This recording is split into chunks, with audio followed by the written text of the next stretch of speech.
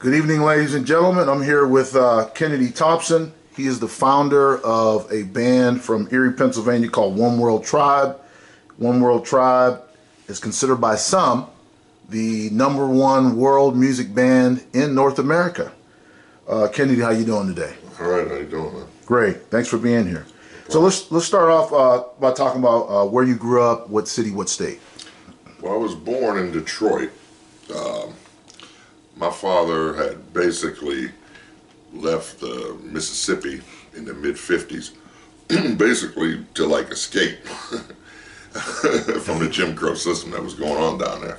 You know, he had met my mom, I think maybe in '54, and he basically saved up his money to get him, her, his sister out of the South, and they went to Detroit. And so I was born in Detroit, 1966, and about a year after that, they went to Cleveland for about a year because the jobs, you had a lot of jobs in the steel manufacturing and steel during that period. Right. It was like the boom of the steel industry in the 60s.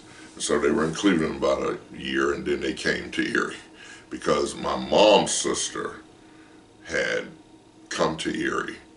And she told my dad, you know, there were a lot of jobs going on here, so they moved from Cleveland to here.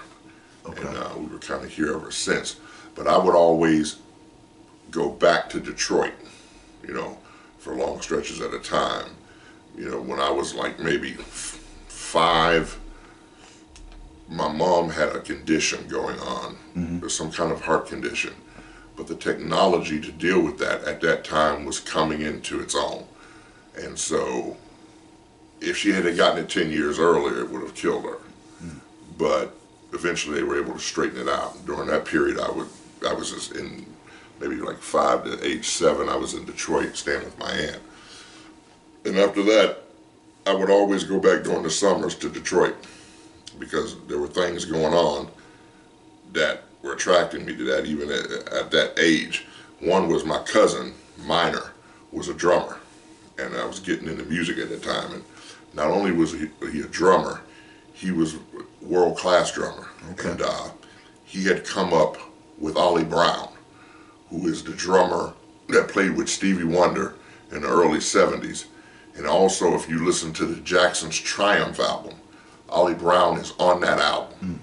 Because Michael Jackson had heard Ollie and recognized the style of drumming that was unique, and he told him, "We'd like to have you be the drummer on this upcoming album. And if you want to get a view into that style, I would suggest you go listen to that album, the Triumph album." Because there was a guy that taught Minor and Ollie that was at Wayne State. He pioneered this style. It's a style of funk drumming. The phrasing is completely different. And there maybe only been a half dozen of his students that were ever really its masters. Wow. And so it's kind of lost with that group. But, you know, the Triumph album obviously is preserved for all time because the Jacksons were a major group. Right. If you want to hear it, you can hear it there. Wow. And Minor was as good as Ollie. Yeah. He was one of those musicians where, you know, if the family was getting together and he was practicing, whether he came here and they were visiting here and he was in our basement practicing, members of the family that weren't even musicians would come down into the basement just to watch him practice. Just to watch him. Because you might see something that even if you're not a musician, you go, "You see what he just did? That's extraordinary." Right. You know what I'm saying? Right. So that was what got me into wanting to be a musician. And then I had an uncle on my mom's side who was a blues guitar player in New York City, and he had a band in New York City, and they were playing a lot out in New York City a lot. And he also was in a music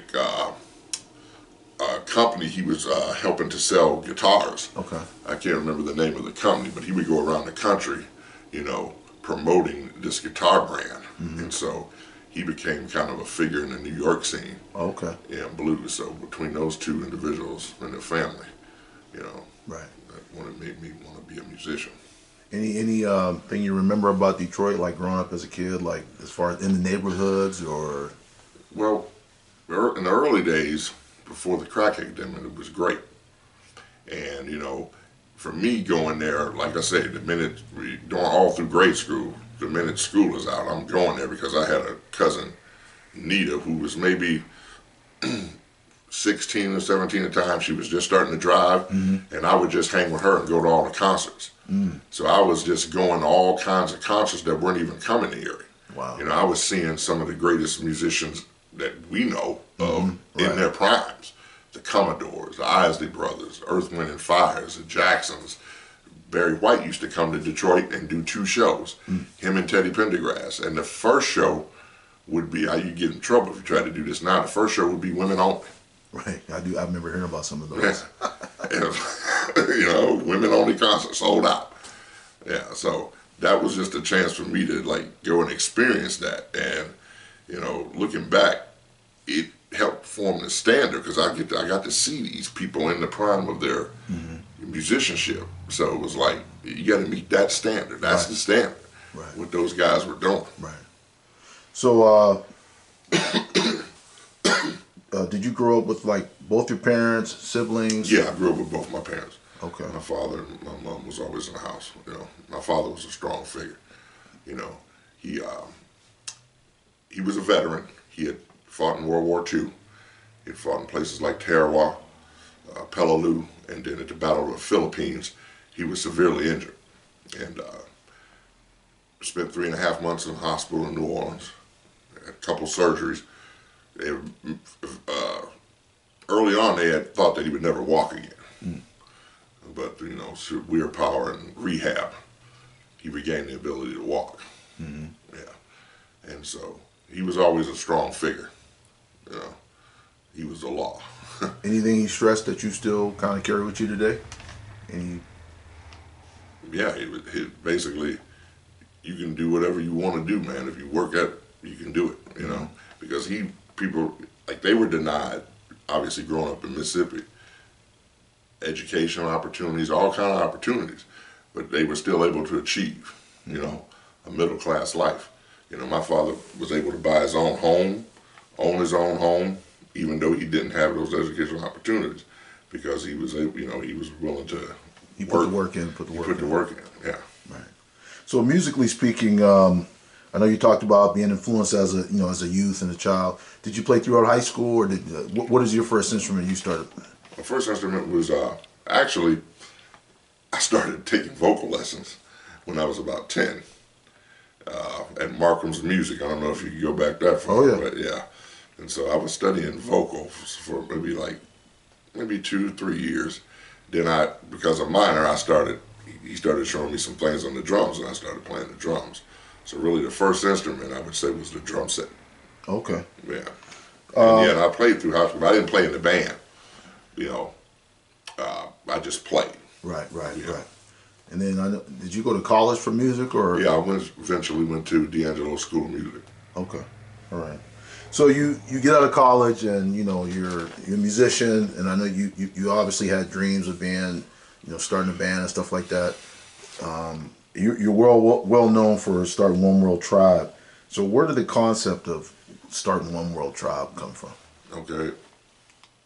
After I graduated, around the time my senior year, you know, Miles Davis had said, and it's true, he said that, and when you're a musician, he said you can see something musically, and immediately it inspires you to give you a direction. And I think maybe the last year that I was in school, Arsenio Hall show was on, and I think Sheila E. came on there with her father and her brother.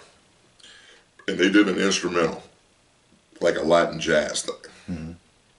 And when I saw that, man, it was like, yeah, this is I gotta go this direction, because I was a percussion major, right? So I was already into percussion, and the Latin percussion was just a whole nother trip after seeing that.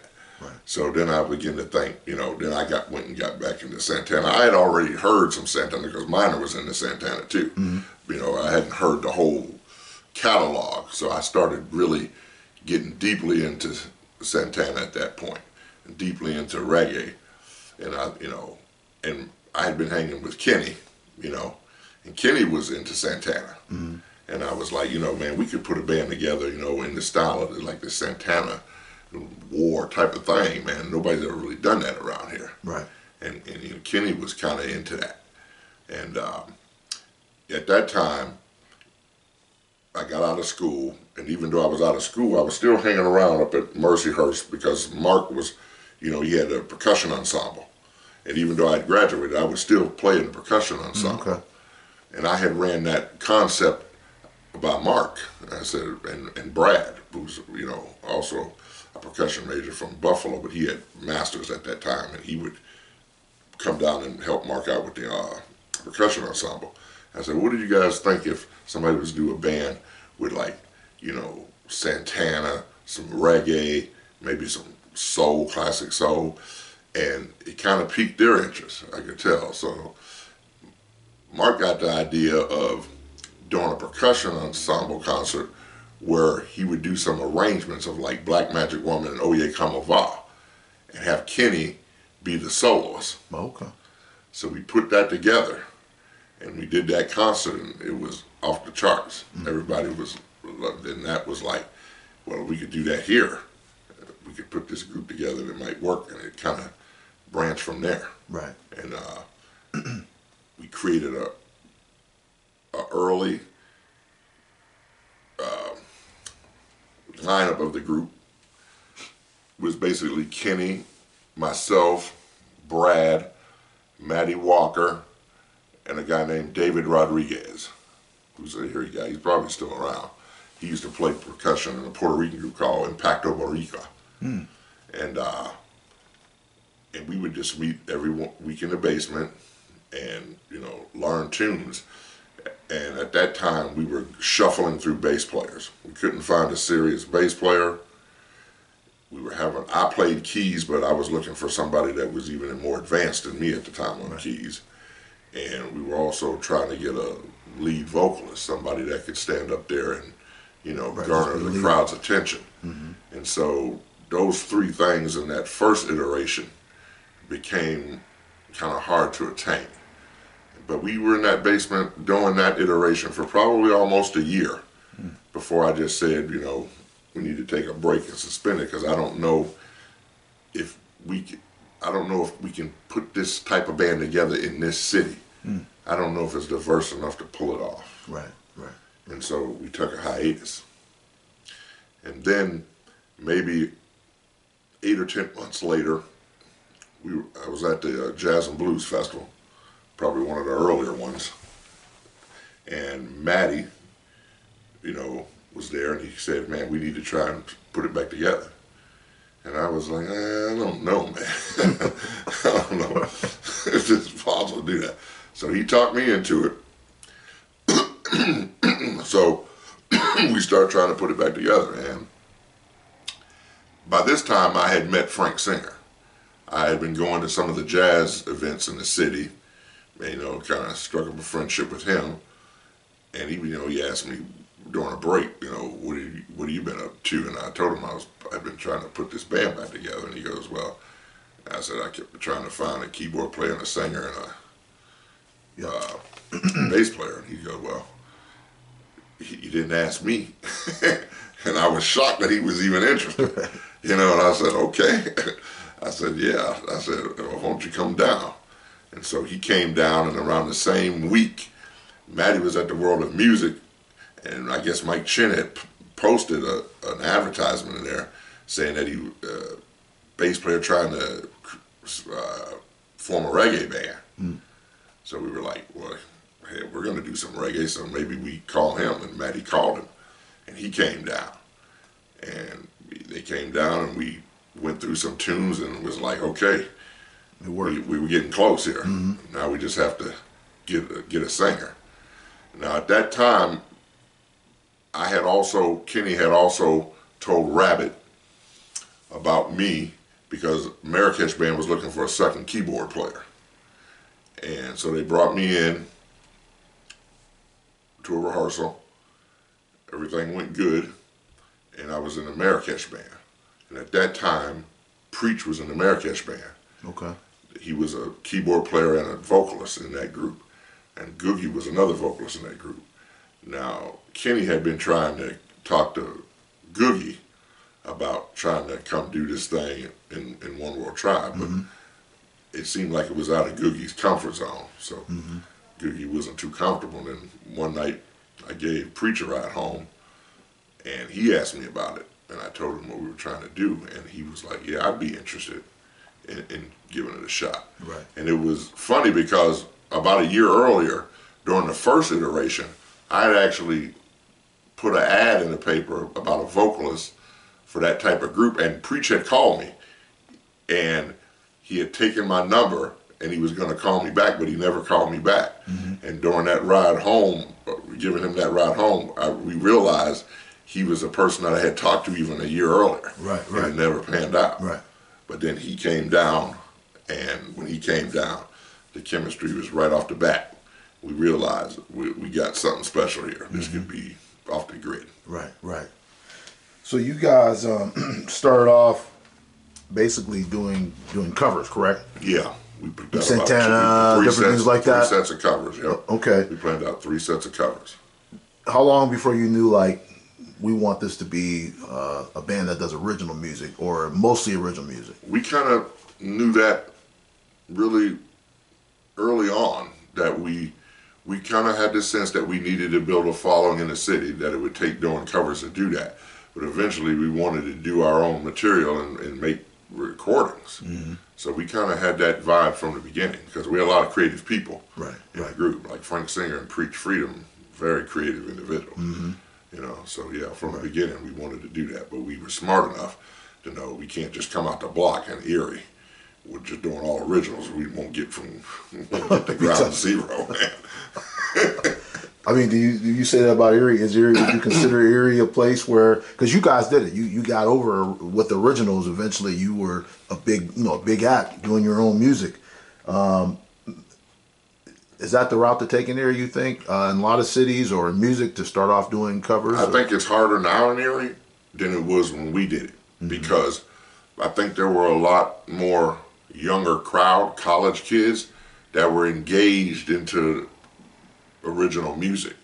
So now I think in the city, the demographics, we've lost a lot of young people. They say it's a brain drain that's happened over the last 25 years in the city. Right. Where a lot of young people didn't stay in the city. They graduated, they could leave the city.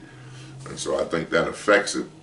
But if you're trying to come right off the bat with original material in Erie, depending on the genre you're in, it might be difficult. If you're in the jam band genre, you might get accepted because, you know, that idiom, the crowd, that's what they're looking for. Is geared toward that if it's good material. But if you're in an R&B soul thing, I think you gotta probably, you know, do some covers to get the crowd, and then gradually introduce your original material, your own music, into it. Yeah. So you guys, start making originals up, and you make the first album, Unity on Diversity. Yeah. How long of a process was that to get that album? That process, well, I remember we started, I'm gonna say December of '95, and I think the album came out, or the actual printed physical copy of it, was manufactured in January of '97. So a couple of years. So it took a year, a little over a year. Okay. Yeah, we were in the studio recording for a good year till we got the mix down. It was a very serious process. Right. Yeah, it was. And even before we started the recording, the concept was to make them, like, you hear a lot of recordings, local recordings, and you listen to the local recordings made here, and the standard was not a national standard. You listen to it and you would say, well, it sounds like, it doesn't sound like Santana, Earth, Wind and Fire, Bob Marley. The fidelity, just the whole recording. It sounds like it was done in a local market. Right. We didn't want to sound like that. We wanted to make a product that was national sounding. And the immediate thought was, is there a studio where we could achieve this? And we also thought we're going to need a producer who's done some things in some different places, who has a standard and an ear to be able to help us guide down that trajectory. Right. And we came across Rusty Jackson, and Rusty had done some stuff out on the West Coast, and we had heard some of his recordings, and they sounded in the ballpark, you know, of national things. And we asked him, "Would you produce this album?" Right. And he agreed to. And he, you know, we had a meeting with him, and he said, "Yeah, well, if you guys want to do this," he goes, "we can't settle. We're gonna have to be really locked in and focused on meeting the highest standard in recording." And so, you know, we started recording at TRS. We went in there, we took a look at it, and Rusty was like, "Yeah," because he knew Keith Sheko, who was one of the engineers, and he was comfortable with Keith. Okay. And he looked at the board. It was at that time, it was a huge board. And this was a period when the analog digital transition thing was just starting to happen.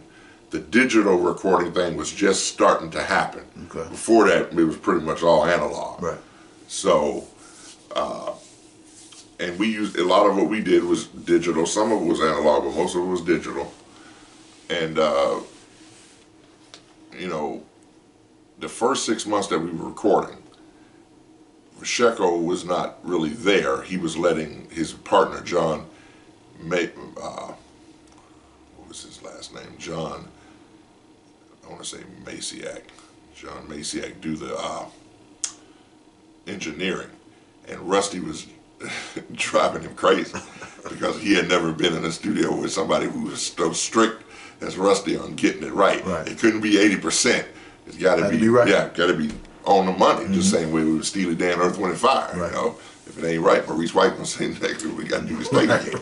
You know, and I think that was getting to John. But if after 6 months or 8 months, we got through the recording, and I think it probably took a couple years off John's life. He was stressed out, and then we got the tracks done, all the parts recorded. And the band was worn out too. Like, we got a couple of those songs, man. There were so many takes of the song Rio. The vocals on that, if you listen to it, they're so pristine, man. It sounds like Manhattan Transfer. Like, when we did the final take on that, I remember preachers saying, like, man, I was about to have a nervous breakdown. And so did Lauren. Right. I was like, thank God this is done. So, but then, once the tracks was laid, John Maciak bowed out and let Keith come in to do the mix down with Rusty. And like I said, Rusty was way more comfortable with Keith because he respected Keith. Keith had major game. And they started the mix down process, and, you know, it just the two of them together, they were able to create, you know, what you hear in the sound like. And I remember when the album came out, you know, the local musicians were hearing it. And I remember, like, Sam Hyman, you know, coming up to me and saying, "Where'd you guys record this at?" Because he had recorded at TRS too. And I told him, "We recorded at TRS," and he looked at me like, "Nah, you couldn't have recorded this in Erie." I said, "No," I said, "Sam, we recorded this in Erie, Pennsylvania, man. I'm honest, the truth." People couldn't believe it. They couldn't believe something that sounded like that. Came out here, a studio in here. Yeah, and I remember we gave it to Dave Richards to review. And he wrote that in the thing. He says, like, it's got more fidelity than some stuff coming off major labels. Wow. Wow. So when did you know, like, you know, when y'all were doing shows in the area, when did you know, like, man, we definitely one of the tops? I mean, I'm sure y'all knew that coming out because y'all just such a talented group. Yeah. When you started to look at shows and stuff like that, how did you know, like, man, we got something here, man? The first show we did was like May of '94. We did a show under an assumed name. we wanted to do like a practice show that was under the radar. Okay. So we called ourselves The Naked Truth. And we did this show at the On Deck. That used to be on Hess Avenue, I think, over there. And we invited some people, some of the local club owners like Bob Nelson to Dockside, because eventually we knew with the kind of music that we were doing, that's going to be the place. And Matty was in Plato's Cave, so he knew Bob. And he said, "Yeah, Bob, I want you to come check this group out." And we're going to do a under the radar gig. We want people to come check it out. Just some people, Right. And so it was like a practice gig. And Bob Nelson came, and when it was done, you could see the dollar sign. He was like, "Oh yeah, I'm gonna make a lot of money with this band." and so we set up a show that for late June at the Dockside. We went out, we promoted it, we built up the hype. Oh, this new band's coming out, blah blah blah, and we packed the place. And at the end of the night, at 2:00, we hit the last. People start filming usually around 1:30 or those shows. People start to filter out and they go home. It was 2:00 on the last hit, and nobody was leaving. So we had to do an encore, and we did the encore, and nobody was leaving. So it was like 2:15, and Bob Nelson was like, "We got to get this over." He's like, "Okay, this is the last song. Y'all got to leave after this." And so we played to maybe almost 2:30, and then Bob kicked everybody out. And I knew right then we got something. Yeah, because the next show we did was maybe in August, and it was a line halfway down to where Scully's was to get in. It had spread that quick that this new band was out that was on a different level. Right. And from there we started, getting onto the major events in the city. The Summer Festival of the Arts at that time. I think we headlined that maybe two or three times, and then Celebrate Erie, which at that time was We Love Erie Days. We headlined that, and from there, the popularity of the group just, really exploded. And when you say headline, I mean like bands get on the main stage and we have like a national headliner, right? Yeah, yeah. You guys were. Yeah, we were the headliner. You were the headliner. Some of those nights. Yeah, we were the headliners. Right. Yeah. At the peak of it, what did you say was coming through the door at a Tribe show? When y'all was playing at the Dockside or someplace around town, how many people would you estimate were coming through the door? Well, when we started out at the Docksider, before the Docksider moved up to 10th Street, it was a smaller bar. And so I would say we were doing anywhere during that period, 300 to 400 people, a $5 cover. Because you really couldn't, at 300 people, people are elbow to elbow in the 420 Dockside. Right. So yeah, between 300 and 400. Then when he moved up to 1020, then we were doing 700 and 800 people at times. Wow. Yeah, I remember we did the highest number there. I think was 841 through the door, wow. And we controlled the door. We had worked that out, and if we didn't control the door, we had somebody that worked for us with a counter. Telling you how many people got through the door. So that no one could fool us. Right. So yeah, we did 841, I know 737 one time, a couple times in the 600s, a lot of 500s. So yeah, so the numbers moved up. So if people didn't get there on time, they might not get in, right? Or it'd be so congested it would be uncomfortable. Yeah, right. Yeah, right. I heard a story about a bar owner was telling me, he's like, man, when I used to bring Tribe in here, I used to have to get jacks put in my basement because to hold the floor up, because so many people was there, there was so many people dancing. I mean, just you guys were definitely, since I've been around Erie, people who missed that just definitely missed something great. And then Plato's Cave, was a jam band on the scene at the time, and they were close in the same ballpark with us popularity wise. They were doing some numbers on that same platform, and we would do these shows. I don't know if you remember this, like some holiday shows, sometimes out at a place called, it was maybe around for a couple of years, Headliners. Okay. Remember that venue was on 12th Street. And we were doing shows in there, man, at $10 a pop, where it would be us and Plato's Cave together, and we were doing 1,100 people. Wow. Yeah. Wow. So that tells you, you can do the math. Right.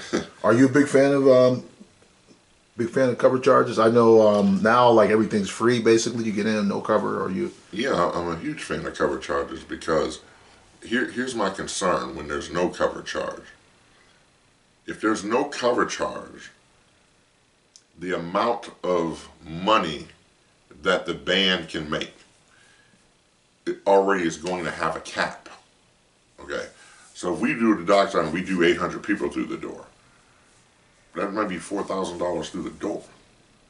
When we did the Marvin Gaye thing, I know you remember that. Oh yeah, oh yeah. When we did the Marvin Gaye tribute, which was not just One World Tribe, was members of One World Tribe and other groups. That was really one of the last big shows at the Docksider that I remember with a cover charge. And, you know, we did like, I want to say 636 people through the door. And basically we walked out at about $3,500.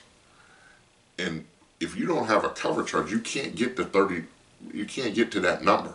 Mm-hmm. You know what I'm saying? You might get to $2,000, but that's probably where, that's about the top. If you're the top group, one of the top groups, drawn in a place like wherever it's at now, the Big Bar, if there's no cover, how far above $2,000 can you get?